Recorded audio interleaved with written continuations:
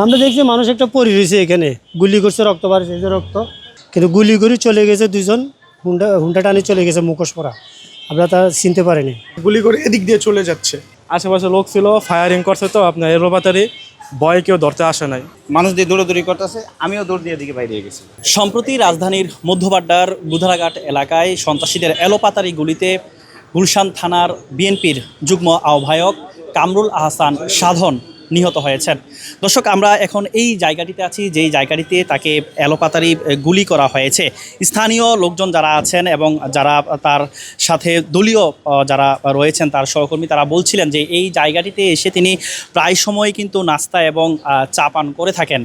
রোববার রাতে এই ঘটনাটি ঘটেছে, তাকে যে গুলি করা হয়েছে, আপনারা দেখতে পাচ্ছেন রক্তের দাগ কিন্তু এখনও লেগে আছে এবং এই জায়গাটিতেই তিনি প্রায় সময় এসে চা খেতেন। দর্শক, এই বিষয়টি নিয়ে, এই ঘটনায় কিন্তু তার স্ত্রী দিলরুবা আক্তার বাড্ডা থানায় একটি মামলা দায়ের করেছেন এবং মামলার যেই প্রক্রিয়া, আইনি প্রক্রিয়া, সেটি কিন্তু চলমান রয়েছে। একটু আগেও আমরা দেখেছি পুলিশের ঊর্ধ্বতন কর্মকর্তারা এই জায়গাটিতে এসে তারা তদন্ত করছেন এবং সিসিটিভি ফুটেজ তারা বিশ্লেষণ করছেন। এখান তিনজন বসা ছিল, ওনারা ওই সামনে থেকে দুটা লোক মাস্ক পরে আসতেছিল, আইসাই নাকি সাথে আপনার গানটা বাই করেই ওনারা এদিকে ঘুরা ছিল, সাথে সাথে দুটা শ্যুট করে চলে গেছে। ওনারা আশেপাশে লোক ছিল, ফায়ারিং করছে, তো আপনার এলোপাতারি ভয় কেউ ধরতে আসে নাই, তো আপনার কেউ সামনে আসে নাই, তো ওনারা সাথে এদিকান থেকে মেডিকেল নিতে নিতে মারা গেছে। ওনারা মোট দুজন ছিল, মাস্ক পরা ছিল, দুজনই সাদা মাস্ক পরা ছিল। তো মানুষের চেহারা ফেস দেখা, ওইখানে একটা ক্যামেরা আছে আর ওইখানে ক্যামেরা আছে,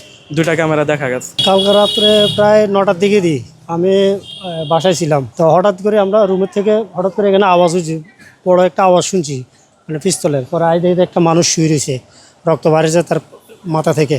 পরে 3-4 জন আসে, ওনারা উঠে নিয়ে সিএনজি করে উঠে নিয়ে গেছে হাসপাতালে। আমরা এখানে এই সামনে, কিন্তু গুলি করে চলে গেছে দুজন, হুন্ডা টানি চলে গেছে মুখোশ পরা, আমরা তা চিনতে পারিনি। সন্ধ্যের সময় বলতে যে এখানে মানুষজন বসে আড্ডা দেয়, চাটা খায় এই দোকানে বসে, আর ওনারা 3-4 জন মিলে বসে চাটা খাইতেছে, পাশা থেকে কে আসে গুলি করে চলে গেছে। আমরা তো দেখি, আমরা তো ওখানে যে আওয়াজ শুনে দৌড়িয়ে আসি, ওরা মোটর সাইকেল করে আসছে, আমরা তো এখানে মানে আওয়াজ শুনে চলে আসছি, ওরা তো চলে গেল। আমরা দেখছি মানুষ একটা পড়ে রয়েছে এখানে, গুলি করছে, রক্ত বাড়ছে, এই যে রক্ত, যেখানে বুলুটা ছিল, কালকে পুলিশ আসছে, পুলিশ এলে সব চেক করে সব নিয়ে গেছে। প্রতিদিন যেভাবে আসে ওনারা 4-5 জন মিলে আসে, বসে আড্ডা দেয়, হয়তো আমার দোকানে লাচ্ছি খায়, ওই দোকান থেকে চা খায়, এই আধা ঘন্টা 15-20 মিনিট 1 ঘন্টা কোনো সময় আড্ডা দিয়ে চলে যায়। ও এই সময় প্রতিদিন। ঘটনার পরেই বাবা ফোন দিছে, আমার ক্যাশ কাউন্টার তো এইখানেই বসে থাকে বাবা, আর ঘটনা তো ওইখানে ঘটছিল, তারা একবারে সামনাসামনি দেখে নাই, কিন্তু যতটুক দেখছে যে গুলি করে এদিক দিয়ে চলে যাচ্ছে এটা দেখছে।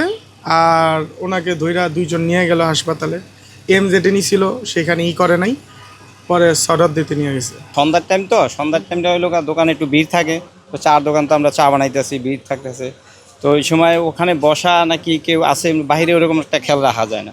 সন্ধ্যার টাইম না, তখন ওই লোক আপনি মনে করেন আমি চা বানাইতেছি, একটা আওয়াজ শুনলাম, আওয়াজ শুনে মতনে মানুষ দিয়ে দৌড়াদৌড়ি করতেছে, আমিও দৌড় দিয়ে দিকে বাইরে গেছি। তখন তো 10টা 10:30 এরকম, টাইমটাও তো আর দেখতে পারিনি, টাইমটা তো আর মেনটেন করা সম্ভব। বাইরে দৌড় দিছি, তখন মানুষকে গুলি করছে। তখন এদিক থেকে তো মানুষ এতে চতুর্দিক থেকে মানুষ জড়ো হয়ে গেছে গা।